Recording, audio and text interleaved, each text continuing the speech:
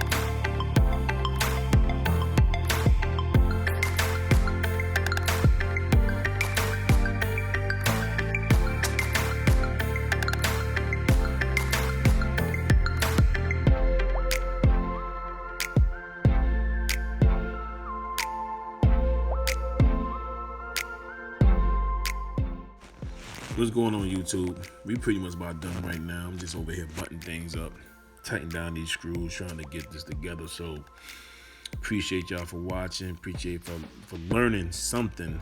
If I'm teaching you anything, right now I'm looking around right now. I know I'm missing something, but it is what it is. But we about to make this happen. So, like I said, appreciate y'all for watching. Appreciate y'all showing up. Hit the like button. Hit the like button. Hit the like button. Let's get this video out. All right. So we're gonna finish buttoning this up.